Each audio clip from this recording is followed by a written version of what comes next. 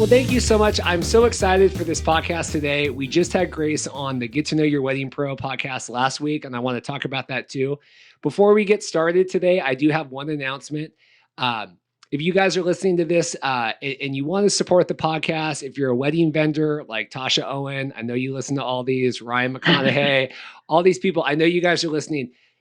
We have a new link set up. You can go to ratethispodcast.com/weddings. And no matter what device you're on, if you're on an iPhone or a computer or a laptop, desktop, tablet, whatever, it'll take you to the appropriate like Apple Podcasts or whatever. So, we do this for free, both the wedding networking one, Get to Know Your Wedding Pro, and then obviously this one, the wedding planning one. So ratethispodcast.com/weddings. And if you're sitting there and you're saying, well, Reid, I just watched the Facebook videos. Then you can go to YouTube, type in Best Made Videos. And just subscribe over there. All these are totally free. It really supports if you're a couple planning a wedding, if you found value in this at all, ratethispodcast.com/weddings. I just wanted to preface that. I always put it in the notes, but we just got that link set up, and it would be really important if you guys could leave some reviews for the podcast. Now that we've got that out of the way, I'm so excited to have Grace on. This is the first solo of the Best Made Weddings. Normally we do a roundtable, but Grace has so much info today. We're going to be talking about, I think I'm calling this episode Wedding Planning Well-Being. Just, planning a wedding, things to talk with your partner about, dealing with stresses with COVID, and kind of all the other stuff we're going to get into today. Grace, why don't you introduce yourself and give us a little bit of background? I know we did an hour-long discussion all about your tons of experience and experiences and all sorts of stuff, but who are you and why are you qualified to help us through this journey today? Okay, well, I'm Grace McLeod, and I'm personal growth, spiritual growth, relationship growth, counselor, coach. That's been my whole career. And my passion is actually conscious relating. Since my very first paper in university was about communication. I'm a communication nerd. And so my commitment is, first of all, to practice what I preach. I practice on myself and have my whole developmental life, and to help whoever. Relationship is what we're here for on this planet to do. And I see that because we don't learn it growing up, we're all kind of crashing into each other, and we have these wonderful, massive, big dreams, especially for marriage and happily ever after, but we don't necessarily have the skill sets. So I'm a practice-based experiential coach. It's not just about talking at you. And my wish is to give you the skills and the tools and the understanding so that you can grow your relationship with yourself, really get to know each other, cope with all this crazy stress that's going on, have a beautiful wedding when it's your turn, and more importantly, an extraordinary marriage. So. And Grace came on, as in the wedding officiant too. That's also what you do, and that was kind of the impetus of. And I was going to say before too, and I forgot. We do the Get to Know Your Wedding Pro podcast a lot. I interview a lot of people that I know, that I've worked with, and obviously we get a lot of people that we've never met.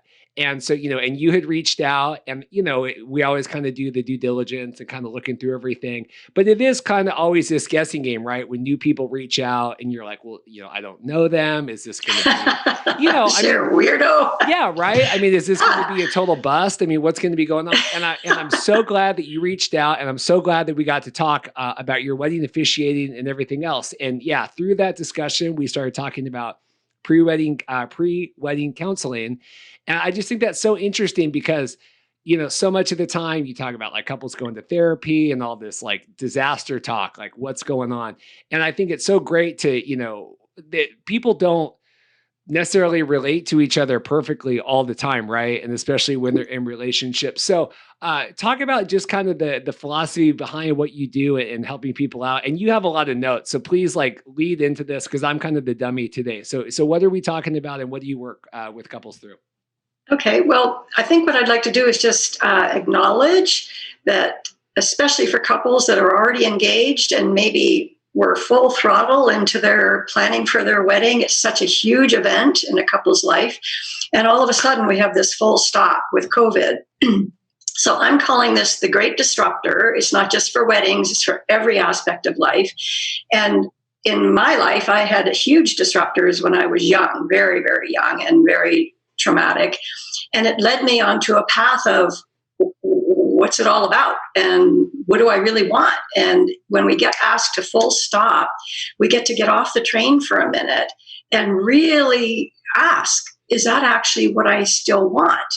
And so it's also the great awakener whenever we have a big disruption like this. So for those of you that were planning a wedding, maybe your whole life you dreamt of this, you wanted the big hoo-ha, it's heartbreaking. And I hear it all the time. And I'm here today to invite you to consider maybe you get to re-explore what deeply matters to us. Do we even know that? And how can we use this opportunity to re-envision it, even if it doesn't look anything like what we imagined? Maybe we take it back into our own hands and maybe we get a little bit more choice and we help each other envision something that might even meet our needs even more than what we thought, because it's an industry and we're fed a dream. I certainly was. The first doll I had was a bride doll. I looked at bride magazines, the whole thing, but it may not actually be what we all want or need. So this is a full stop. I want to share some suggestions about how to deal with that frustration and disappointment, and then how to help each other move into a visioning. So that's about COVID. And the other beautiful thing that I want to address today is that with most of your weddings, your big weddings on hold, even if you choose a little mini ceremony, which can be extraordinary, you get this incredible opportunity to do what I'm passionate about, which is build the container of your relationship. Because the whole point of relationship, it's kind of like we fall in love and we imagine we're going to live happily ever after, but it's the most potent growth process you will ever engage in your entire life. And especially when you move in together and put two sets of furniture in one space, it's going to bring up your inner life. So my work is about helping you get really good and clear and informed about each other in your external approach to life. And more importantly, to get in here and know, who am I really? What matters to me?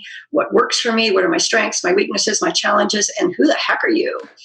And maybe I know that, and maybe we don't. So you have this beautiful, beautiful opportunity to just deepen your love. And I have lots of suggestions. This is my work. I'd love to support you all.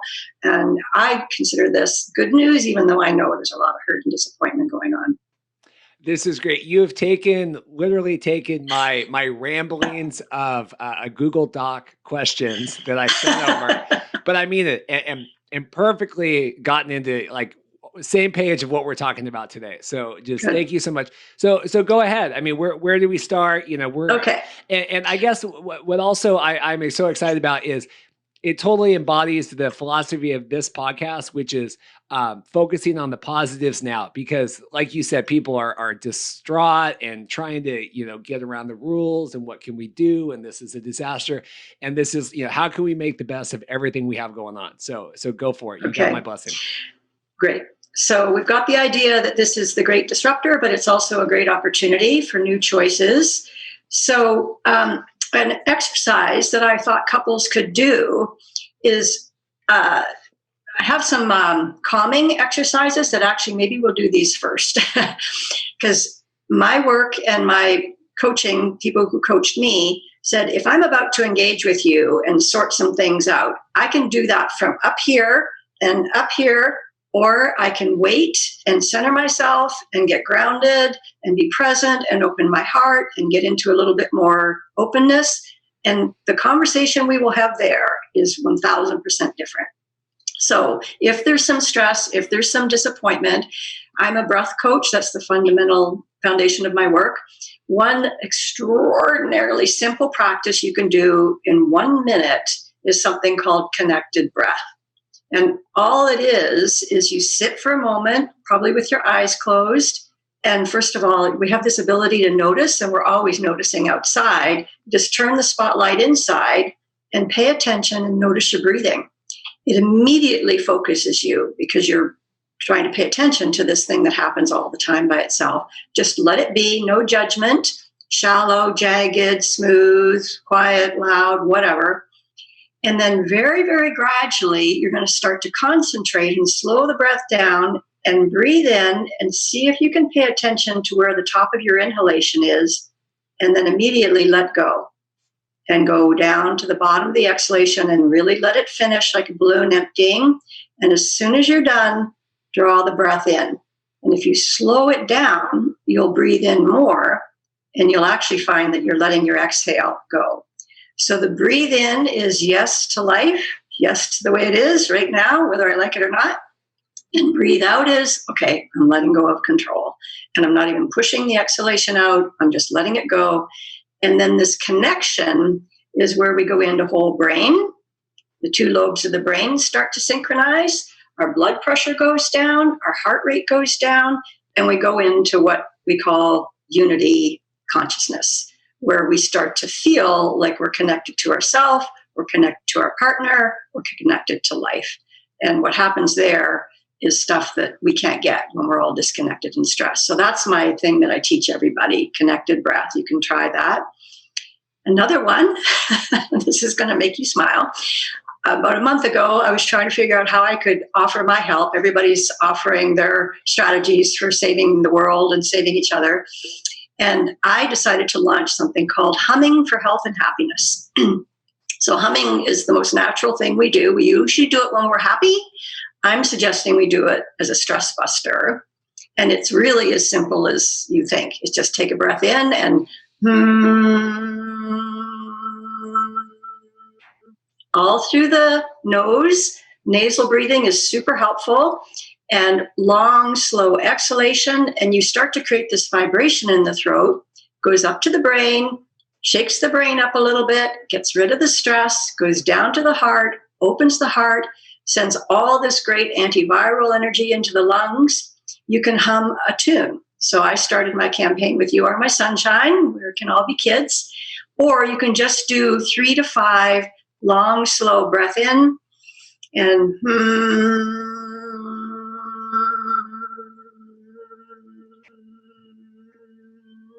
and another breath in.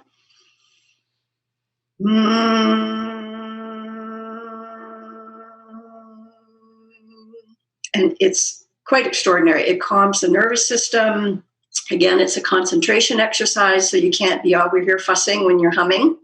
And I've created this videos on my YouTube channel. It's Grace Mac 8, really easy. There's about 6 of them there that explains why and how.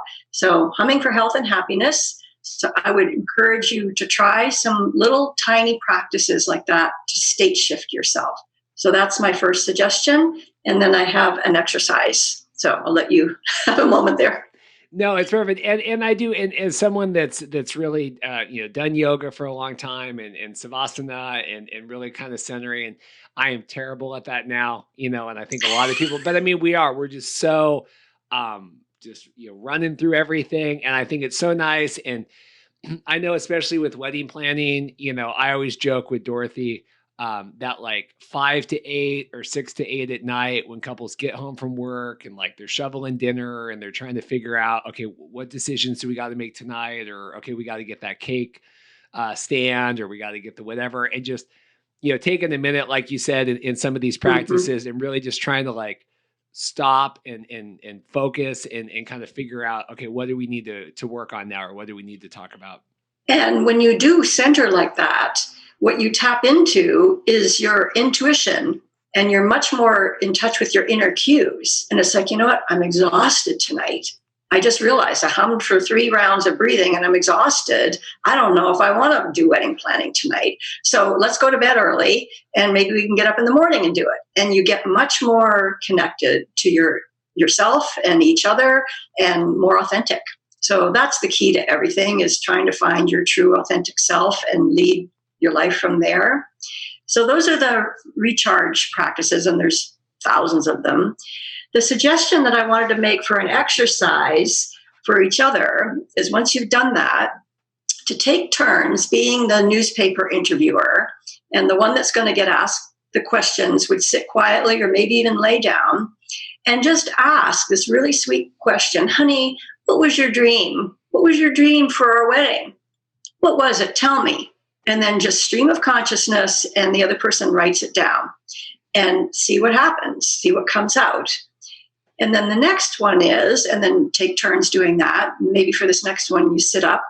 And the next one is called facing what is, feeling what is, naming what is. And again, if you want to write it down, I'm so effing pissed. And I'm so disappointed. And I'm so frustrated. And I want what I want and I can't have it. And I just want to kick something. And you just get to say it. Because I think there's a lot of that hasn't even been digested yet.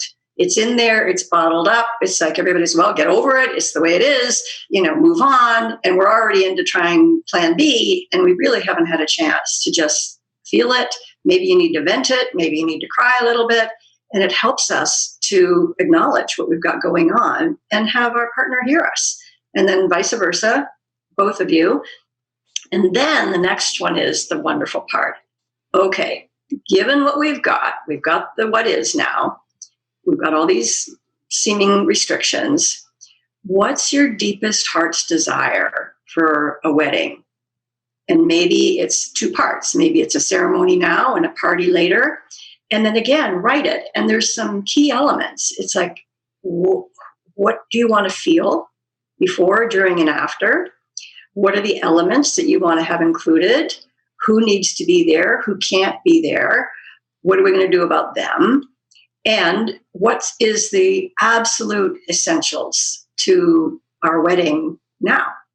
And is it that we really still want to proceed? And what is that going to look like? Or are we willing to wait and still keep continuing with our plan? So something like that, where you get to envision it and you take the reins back and you realize, wait a minute, we're not victims here. Yes, there's a pandemic, but that doesn't mean we're completely out of ideas. And you would be amazed the creativity that comes up when you get clear. What's the non-negotiables? It's like, well, I want you and me, and I want us to have a heartfelt ceremony, and I want a license so we can get a tax break or whatever. If that's it, then there's millions of options. And so the creativity starts to come in, and then you can re-initiate your planning. So those are some of the suggestions. Yeah, I think it's so important. Two notes I have was one, where you're talking about that, asking people, asking, your significant other, what do you want? What are you looking for?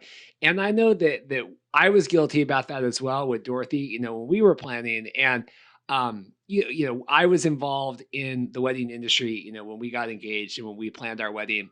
And so I know that I had a lot of stuff on my shoulders of like, well, I'm supposed to know all of this, right? But you know what I mean? So like, yeah. And when it came to like putting together our timeline and putting together, a lot of the different things, I felt like, well, man, if our friends show up or our family or whatever, and, something doesn't go right or something's in the wrong order, right? They're going to look to me because I'm supposed to be the one that knows all that.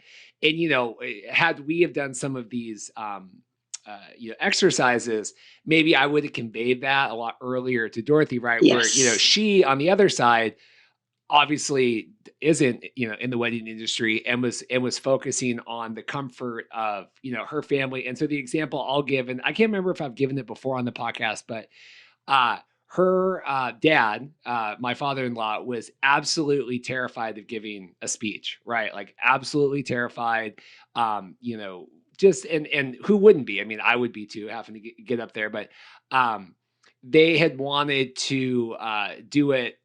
I can't remember, like it was like right after cocktail hour, or they wanted to do it and just kind of like get it out of the way.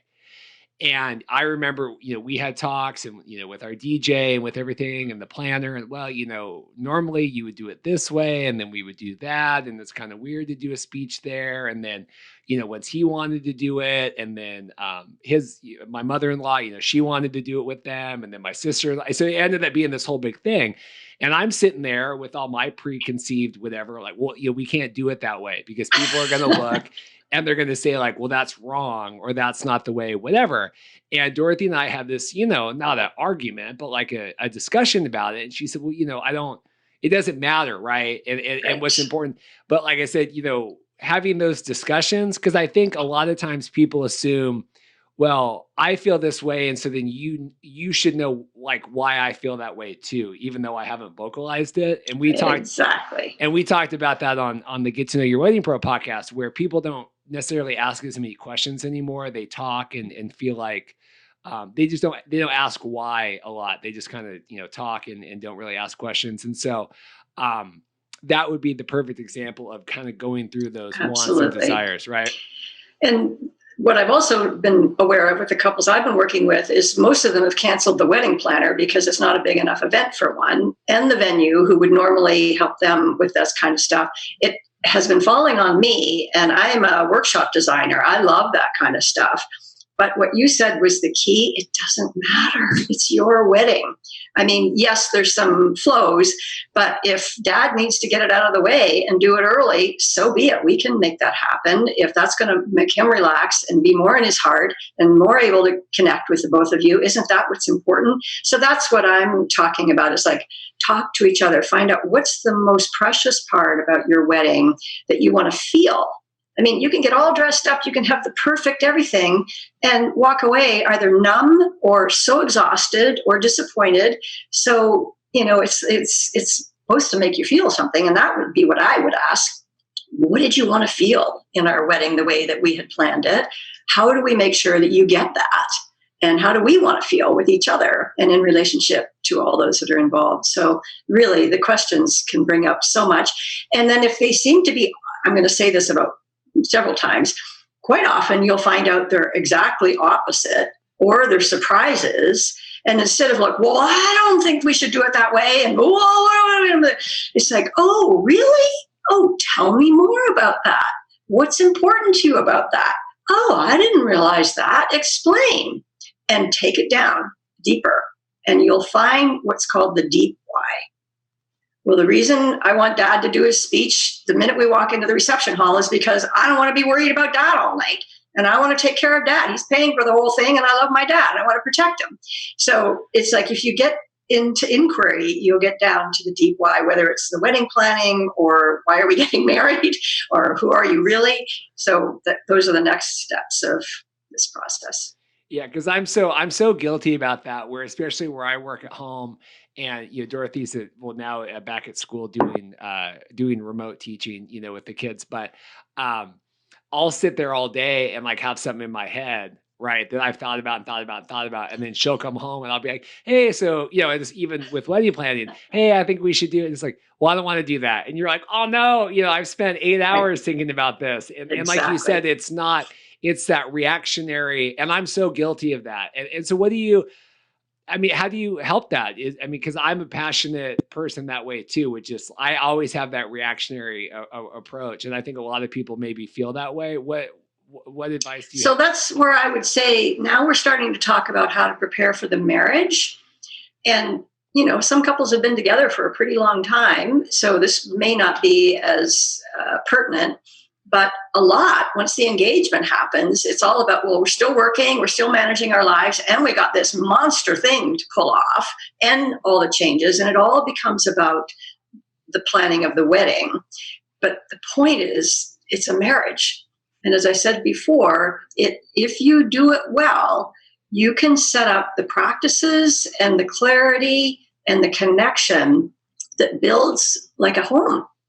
And over the years, you go, oh, right. Well, when I've been thinking about this all day long and you come in, I go, honey, I want to talk to you. I'm not now. Or no, I don't want that. It's like, whoa, what the hell just happened? You can build up what I call best practices. And we're going to get into that. So let me just, if you don't mind, yep. I've got some suggestions here. Is it okay if we move on to this part? I think it's great. Okay. So here we are. So the first thing about preparing for the marriage is what I call the external life. And I'm famous for my pie charts. So here we have our pie chart. And you can each make one of these. And then this is about your external life, all the segments of your life that you're about to put together when you get married. So it could be work, it could be fun and recreation, it could be health and wellness, it could be finances, it could be intimacy, it could be family and friends, It could be some of the other ones, our culture, maybe our faith. And you pick whichever ones are important to you. Your partner can pick different ones, but it will help if you have a conversation about the really significant ones. And then, so you put them there and then take some paper. And again, what really matters to me about finances? What really matters to me about work? What really matters to me, and on and on and on and on. And just write 2 or 3 things. If you can get 1 out, that's great. If you can get 3, great. And then share. And you'll be surprised. It's like, whoa, really? We have to go to your parents for Christmas every year or the world's going to fall apart? Oh, I didn't know that. Kids is another one, on there. So it will open up a conversation where you might think you know each other, but you may not. And then it's like, what do we do when we've got completely either opposite important things on our pie, or we see them completely differently? And then there's a practice for dialoguing, which I call the both and approach. What if we take your view of finances? I want to sock it all away and not spend a dime. And in 20 years, we're going to retire and travel the world. Well, I want to have parties. I want to garden.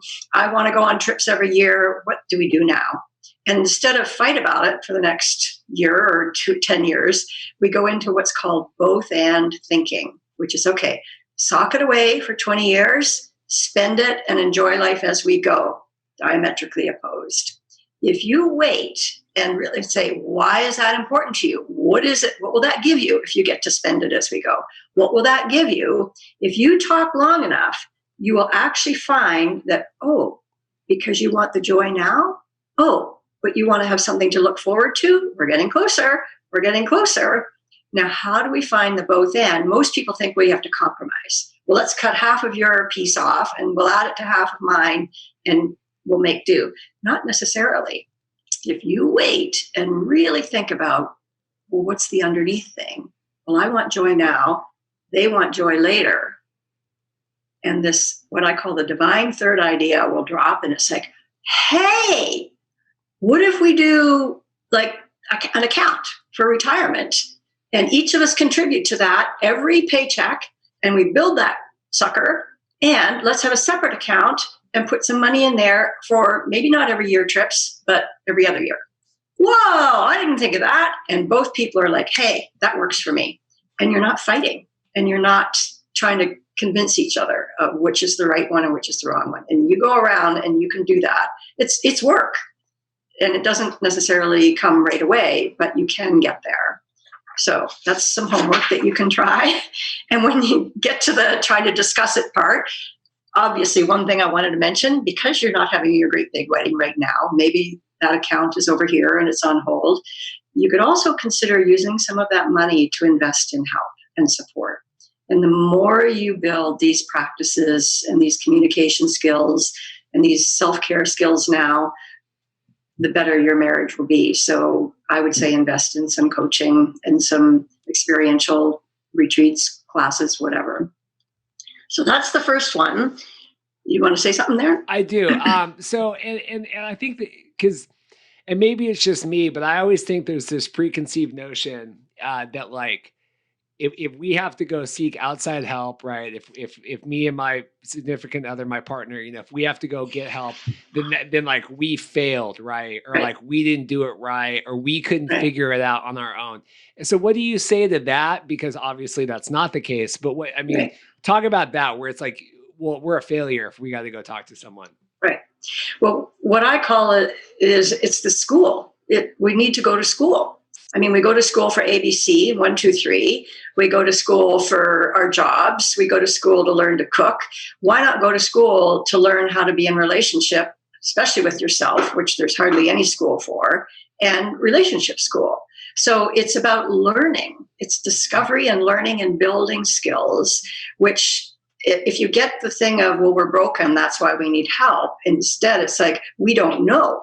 It wasn't part of our upbringing. We don't know. Let's go to somebody who spent their life learning this stuff, and let them share their wealth with us. You've got expertise in some areas. This happens to be mine. And you're learning. It's beautiful when you take that approach of, geez, I don't know. And I'm not broken. I just don't know. And I also maybe have never gone on a discovery path of what really makes a great relationship. And do I even have a relationship with myself? So there's all this outer stuff that we might need help with, but it boils down to the two human beings and how conscious, how aware, how awake, and how skillful. So I consider it skill building, if nothing else, building a foundation. My other question is, do you find that a lot of couples are on opposite sides, like you're showing the pie chart, and having different ideas about that? Because I think people think like, well, I'm going to find someone and they're going to agree with me on everything, and we're never going to, right? Yes. So, I mean, but I mean, this may be a dumb question, but do you find that a lot of people do have very different ideas about stuff and are really trying to meld those two sides together? Well, this is a fascinating subject. Quite often, we're all different, but there tends to be two paths of being attracted, and some are based on sameness, and some are based on opposites attracting. The interesting thing is the sameness can create unease, because we think alike, we have similar values, we're on that same path. But those couples will come and say it's more like a friendship than a lovership sometimes. And then there's others where it's like, whoa, we're so different, but it's juicy. And we have to really work at respecting each other and making room for each other.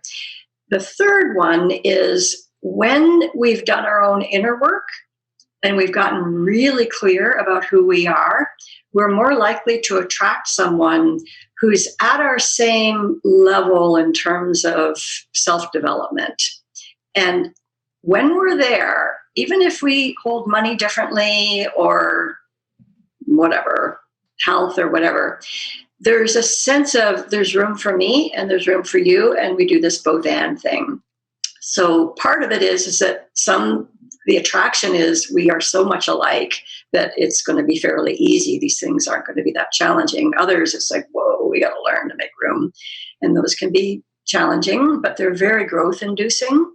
And then the tier up is when we've made this personal choice to have life be a growth experience.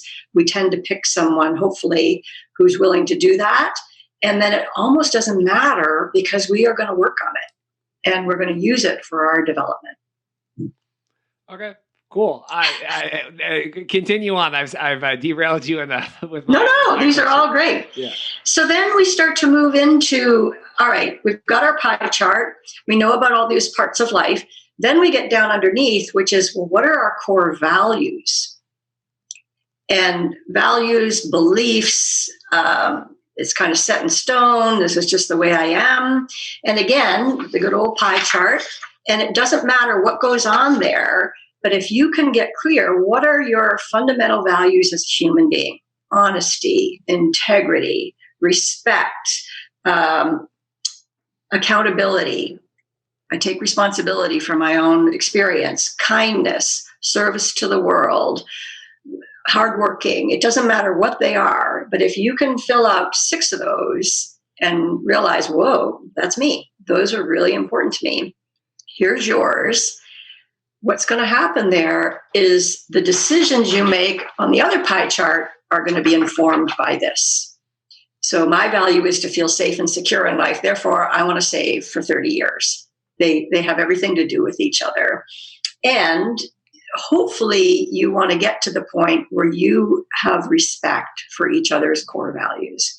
Because where the hurt comes from in relationship is when I tromp on one of your values and I don't know I'm doing it.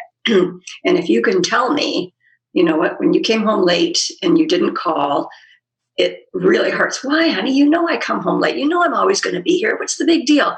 Because accountability and accountability is really important to me. And in my experience, you're not being accountable right now.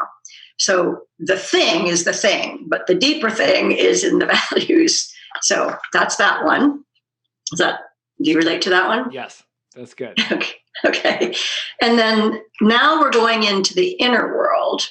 So this becomes like a fork in the road in a way in terms of our life choice. And not everybody is ready for this, but this is what my life became about. I was really pretty on top of all the external stuff, but I didn't really have an interior life. I didn't know who I really was. I was operating on everything that I was given as a child, and it was pretty unconscious. And then some things happened, and I had a massive wake-up call, and I went to school to learn about how do I be an aware human being. And it's this whole inquiry. Who are you? You know, what are your core beliefs? What are your wounds? What are your expectations? What's your self-talk like? What's your level of self-esteem? Do you know how to care for yourself? Do you know how to soothe yourself when you're distressed? Do you know how to breathe and digest your emotions? Do you even know what you feel? Can you say what you feel? All that inner stuff. And a lot of it is programming from our childhood. It's not who we actually are, but it's how we operate. And we call that the persona. You know, I walk up, I shake your hand. Hi, I'm Grace. I'm a high achiever. I'm a people pleaser. I get hurt easily. Don't say anything too hard on me or I'll cry.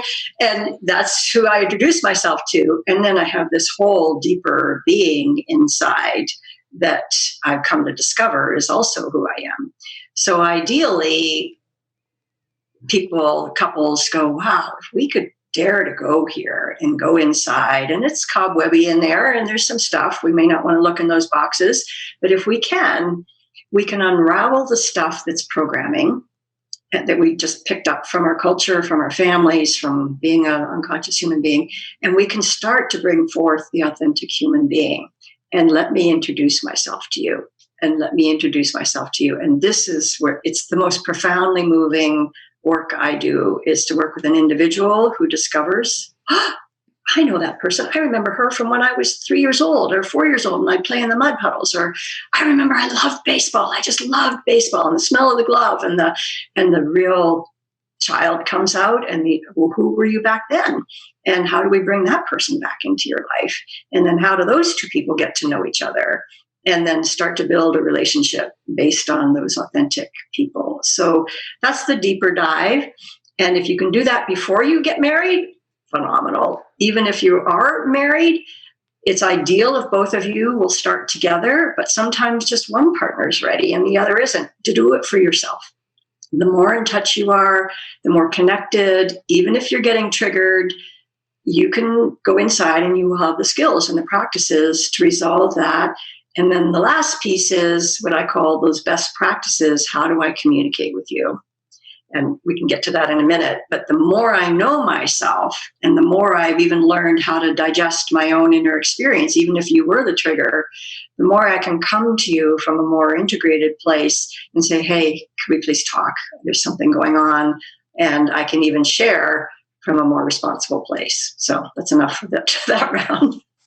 I told you there was a lot. No, it's perfect. Do you find that, and I'll just kind of blanket these, obviously there's a lot more nuance to it, but do you find that people don't, do that inner discovery out of like fear or laziness or complacency or busyness? Or why do you, because obviously in an ideal world, everybody would know, all their motivations and their partner's motivations and be all this. So is it, what are the factors that are preventing us from doing that discovery? Most of it is automatic pilot. We are, from the minute we're born, we're taught, be like this, do this. And then square one, out there, read a book, get on a sports team. It's all about outer. And unfortunately, that's our culture. So we live in a pretty disconnected culture. And that's what this time is about. When a pandemic comes, it's full stop. Nobody gets to be on autopilot. It's the perfect time to go, well, what if I went in here? So we just have not had it in our culture very much. There's other cultures that are much, much more connected, indigenous cultures, all that. So again, honor it. This is the way you were raised. You don't know what you don't know. And usually something will trigger. you know what? I'm not as happy as I'm pretending I am, or we're not as good as we think we are. If we're going to get honest here and do our pie charts, there's something missing. That's usually the first. There's some distress or some dissatisfaction, or there's a, what if I dared? What if I dared to imagine it could be better? It doesn't all have to be we're broken and something's wrong. It could be, what if we wanted more? And either way, there's something that wants more or something that's hurting. It's the door in. And sometimes it will be a crisis, but I say, don't wait for the crisis. You can choose this and just come. They say, come with beginner's mind, become humble. I know I'm on automatic pilot. I don't know any other way. This sounds intriguing. I'm a little scared. I don't know what's going to come up. What if we don't love each other anymore at the end of it? You know, that's a possibility. And I always say, would you rather know that now than get into the marriage and discover that in a few years when the glow is off? So it's risky, but the life of growth is risky. You lose control over the externals and you gain your empowerment. So that's the payoff. So it's good. So then you wanted to go into communication, right? Is that yes. the next? Yeah. Perfect. So where did I put my best practices here? Here we are. Okay. So we talked about learning how to have a relationship with yourself. And usually you need to have a coach to do that. You can read books, you can watch videos, but to have a guide that helps you feel like you're being held so that you can relax your ego, the ones that doing, and being in control and settle in. So that's some practices and skill building. And then for dialogue, it's quite amazing. Like you mentioned last time, mostly we want to talk. And that is driven from that profound, deep ache to feel heard and to feel gotten. There's this weird word, I get you. And it's not just I get your words, I get your meaning, and I even get why that's important to you. If you know how to do that for someone, they will adore you. And the fascinating thing is you'll even go in deeper and realize, oh, well, that wasn't even the thing I wanted to say. It was this. So conscious dialogue, it's learning to first, having done some quiet time, to get down under the reactionary layers and get down to what is it I'm feeling? What is it that I need to say? Was I triggered? Blah, blah, blah. And I come and I speak responsibly. I feel, I imagined that when you didn't call, it was because you weren't thinking about me. I don't know what's going on. I want, blah, blah, blah. And we own it, we own it, we own it. We say whatever we say. And then the conscious responding, to me, this is the red pill of radically amazing relationship. If I can sit there and be fully present and let go of the need to go, yeah, but that wasn't it. Wait a minute, well, I want my turn. And no, that's not true. And I didn't mean that. And shut up and just let them have their turn and be a conscious listener and then responder. And you listen with your whole heart and soul. And then you go, so what I heard you say is, and you paraphrase back, did I get it? Well, you got most of it, but you didn't get that piece where I said you didn't call. And I asked you to call. Oh, so I didn't call when you asked me to call. I'm over here going, I did so, you didn't pick up. So silence. Oh, that's what you said. I'm just paraphrasing back what you said. Did I get it? Yes, you got the essence of it. Wow. So that's how it is for you? That you're upset that I didn't call? Yes. And that's called validation. I get that that's how it is for you. There's a monster under your bed with my name on it. No, there isn't. I'm not a monster. Yes, for you in this moment, it's under the bed and it's got my name on it. That's your experience. I can let you have it. I tell you, we could end world wars if we knew how to do this. I swear it. And then the blessing, the heart connecting thing is, wow. So if I didn't call when you asked me to call, and I even said I'd call, and you feel like you've told me this 3 times, wow, that must feel awful to you. Yes, it feels awful. I can't stand it. And I don't know why we're still doing this. And out comes the feelings. And you sit and you let them have it. Your job is to get them to go down and feel it all and get to say it all. And you just listen and you've just given them gold. And then they're done. And then you get a turn. Well, my version is completely different. And it takes time, it takes a lot of skill, and you each get your turn. And then we get to this place, it's like, wow, well, we both feel heard, we both feel validated and empathized with. We don't have an answer yet. What do we do about when you come home late? And then you go into that part I was talking about the both and. Let's see if we can come up with something that works for you and works for me. And again, that's a lot of skill. And quite often, the thing that I want from you, well, could you just call me? Could you just call me when you know you're running late? Geez, do I have to call you every damn time you know I'm coming? Yeah, it would really help me. I could maybe let this go. If you could just maybe text me. And it'll be a stretch. I don't want to. But you know what? If it's going to calm down that heart of yours and make you really get that you're cared for, I'll stretch and I'll let you have that. It's not going to cost me much. It'll be a stretch, but I'll give it to you. And, oh, you will? Okay. And if I start to get anxious and I don't know, maybe I could text you and say, honey, are you coming? And I'll meet you there. That would be great, where it's not all on me. Thank you. And you give each other a healing behavior change that isn't the end of the world. So there's lots and lots to that piece, but that's the essence of it. And obviously, you know, that would be, you know, for couples or whoever to reach out to someone, you know, like a professional to help kind of learn that. Yeah. I mean, there's whole institutes that teach this. And this is how I work with couples. I help them with building the relationship with themselves and then being able to have these skills for relating to each other. And it's profoundly beautiful. It's really quite extraordinary what can happen. I've seen miracles happen with not only couples, I would like to add, I work a lot with family members. Quite often it's mothers and daughters, and sometimes fathers and sons. So it works in all relationships.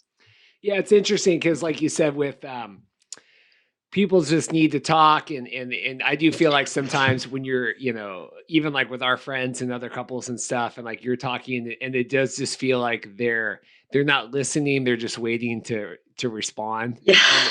And there's, I'll tell you, there's nothing more, yeah, because Dorothy is a very good listener and question asker, Mm-hmm. but there's some people where, and it's weird because even like we'll hang out with some people and like, we'll say, oh, that was a good day with that person. Like they seemed like they were maybe a little bit more perceptive of wanting to communicate versus like, oh, and especially right now with like quarantine, like we'll be talking, Yeah. you know, we'll have people over, you know, like safely, and we'll be like, oh, well, they must have really wanted to get some stuff off their chest today because there just wasn't as much dialogue there. So yeah, it definitely goes for couples and friends and families and everybody. I mean, everybody. But like you said, I think I just got so on this topic, you know, like I said, when we talked on the other podcast about just preemptively going through some of this stuff. And right now with, you know, the extra time that people have, you know, with planning and just in general, it's just good to really try to figure this stuff out. Cause I know, and again, we talked on the other podcast, you know, there's some couples that we know and you think, what do they talk about when they're at home, or what do they do? Or what is this, just because there's just not, like you said, this inner communication with themselves Right. or with their partners. You know, it's just not, Right. it's not there. So, And a couple of other things I just wanted to mention. Like I said, mostly when we're drawn to each other, there's this amazing thing. It's kind of a mystery. There's something about that person that attracts us usually because they somehow represent the thing that we've always wanted. You know, they're kind to me, they bring me flowers, or, you know, they give me great sex or whatever it is. And it draws us like a bee to honey. The interesting thing is that once we start to move in together and start to live the daily life, they also will trigger the wound. And it goes both ways. They don't call, oh my God, my mother used to leave me in the schoolyard and I'd be panicked and I wouldn't know. Well, they'd be nice to me for a while and then they'd cut me off, and I didn't know what I did wrong. And it's this mad, soulful science that we will pick the person that we think will fulfill our deepest need, and instead they bring up our greatest wound. So, not always. Some marriages are blessedly gentle and easy and great friendships. But if you're dealing with that even before you get married, there's something there. Your souls have brought you together to grow. And even though each of us is individually responsible for healing, the partner can commit to being your greatest champion and can provide those little healing behaviors. And you grow each other into the person that's no longer hurting you. And it's like you turn into these people that you always dreamed of. And that's a journey. So that's a big investment. And as I said, if you're on hold anyway, I can't think of anything more to spend your time and your resources on than invest in your own growth and your growth as a relationship. And then the other thing I wanted to mention is that make room for joy. It's not all gloom and doom. There's lots of sweet ways that you can, just put the stress aside. I was watching Netflix the other night and I rewatched a movie called The Big Wedding. It has all these superstars in it, and it's just a freaking disaster of family dynamics and everything. And in the end, it all works. And it was just this beautiful, real, but lighthearted look at weddings. And I thought, boy, couples that are having a hard time should watch this. Or just make sure you're getting out and having a walk, or make a date night at home and cook dinner for each other, or give each other a back rub. Really make sure that you don't let the stress of the world take away your joy. And there's even, beautiful little practices that you can do. You can sit together quietly and do that connected breath, or you can just sit beside each other and slow down and see if you can get your breathing to synchronize. And it takes a little bit of doing, but if you relax, if you sync up your breathing, you're connecting at a level that's way underneath all that hoo-ha, and it will start to create a sense of safety. You can also spoon, and one person can put their hand on the other one's heart and just send them love, and then turn over and do the other thing. There's all sorts of things you can do that don't require talking, and sometimes those work better than sitting down and just duking it out, or all that other stuff. That's great. I love it. Just lots of good, just little tidbits and homework to take home, and little things to try, which was kind of the whole impetus of trying to do this podcast today. So that's great. And like I said too, or like you said, finding the joy and feeling like, I filmed a small wedding ceremony last night, and obviously I think they were going to do like a big wedding in October, and I don't really know kind of all the ins and outs of it. And then they ended up doing just a little tiny ceremony at Chateau Lille over in Woodinville. Just beautiful, and even with the smoke, I know the smoke's bad. Beautiful filtered light coming in with the trees. They were like blending two families. So she had two daughters, he had a daughter, all these different things. And I thought, well, this is, I don't even know if they were going to get married there, right? I mean, I think that this was nothing at all what they were planning to do originally back the year and a half ago when they planned all this. But like you said, finding that joy and like, look at what we have here, and the people that we were able to have here, and the moments we were able to have. And so I just thought that was a great example where here was something that was definitely like not what they had planned, but ended up being kind of perfect for that moment. And so, like you said, just really kind of focusing on that stuff as well. So, yeah. And to remember that the whole point is to be in this joyful, amazing expression of exchanging love. I mean, that's why it turned into such a big deal, because it's a really big deal. But the big deal can be happening here and with, your inner circle. And then if you want a party, fine, have a party, but don't miss the essence of it, which is you exchanging your love with each other and being celebrated by your closest. So that can happen in the living room, and I've done them like that. So. Well, you absolutely killed it today. This is when on Monday when I had this in my head and messaged you. This is exactly what I just and hope the best that I hoped it could be. So thank you so much, for sharing your knowledge and expertise. If people want to find more about you and the different services you offer, and I know there's a variety of different things, so feel free to take the time here to talk about Sure. whatever. Yeah, I mean, if obviously I'd love to support any couples that find this interesting or would be willing to put their toe in these waters. And what I usually recommend for a couple is that you consider at least 3 sessions, one for each of you on your own, and it can be Zoom or phone or whatever, and then one to do together. And then we'll do whatever you want. If you want the external planning and the pie chart, if you want some communication help, if you want some de-stressing and breathing. But the cool thing is you get to learn yourself and also be with each other. And if you've never done this together, it can feel really awkward. It's like, well, we're going to sit down and be quiet and not say anything and breathe. That sounds weird. So get into it together and have at least a taste. And then you'll know if you want to continue. And I have all sorts of different packages at discounted prices. We can explore that. I try to customize it. Some couples even want to do a retreat. That's a little harder. We can't do those in person right now. And then I also have done classes with, usually 5 to 10 couples.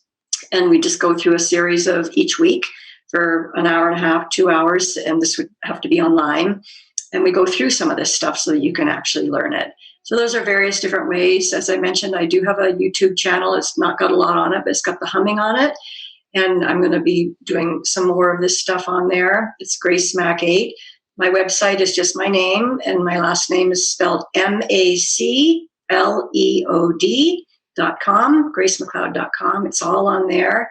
And the best thing I would say is just if you want some help, call me and let's talk. And I'll listen and offer some suggestions and other resources. It's not all me. There's tons of other people out there that are doing this. And just want you to love yourselves and love each other and have a beautiful life together. And I just think this is so great because, like I said, I think before we started recording, we do all these like photo focus things. We're talking about DJs and catering and all these other things. But, at the end of the day, it's the two people, right? And kind of all this other stuff. So I'm so glad that, and this will obviously not be the only one of these that we do, but really focusing on that as well, I think is great just because that's the most important, Yes. unlike the wedding vendors would like to think, but ultimately it is about the couple getting married and the two people involved in that. So thank you for putting this together and sharing your time and taking the time and putting together the notes and everything else. I really appreciate it. Thank you, Reid. I love this. As I mentioned in the earlier podcast, I'm fairly quiet in the background here in the Northwest. I've had big practices elsewhere, so I know how much people are looking for this stuff. They may not know that they're looking for it, but they're looking for something. So I'm just so grateful for this opportunity to share and have people get to know me. And thank you for what you do, Reid. It's fantastic. I really appreciate you. Well, that's good. This is another episode of Best Made Weddings. And if you have questions for an upcoming episode, you can go to bestmadevideos.com/survey. And we have all the different categories and everything, or you can send me an email. But I love just doing new things. And I thought this was a great topic this week. So I'm glad that we could discuss. Wonderful. Thank you. Thanks again.